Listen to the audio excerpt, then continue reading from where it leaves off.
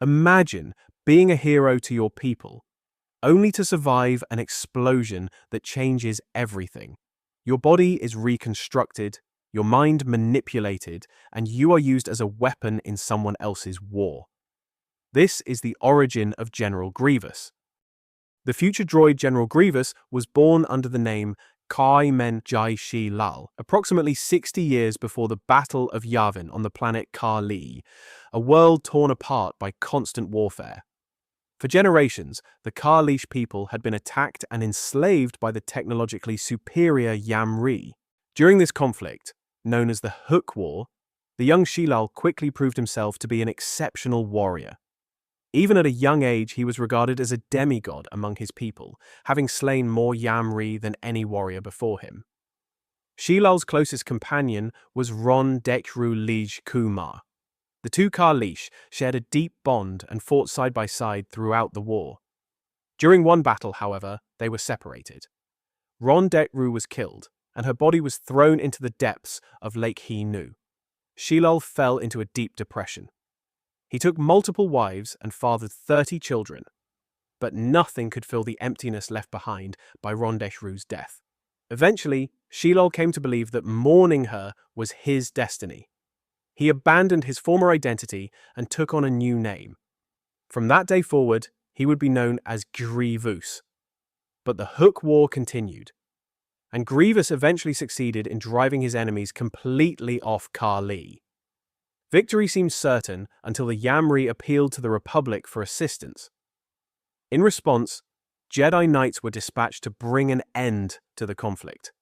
However, the Jedi ultimately sided with the Hook, a decision that led to the deaths of hundreds of thousands of Kaleesh. Later, Grievous was presented with a new opportunity. In exchange for serving as an enforcer and debt collector, the intergalactic banking clan would assume responsibility for Kaleesh's debts. Grievous accepted the offer and left his homeworld behind. However, when he learned that the Yamri had desecrated sacred Kaleesh burial sites and that the Republic had done nothing to stop them, he broke his contract and returned to Kaleesh seeking revenge. The banking clan was far from pleased and ultimately ordered his assassination.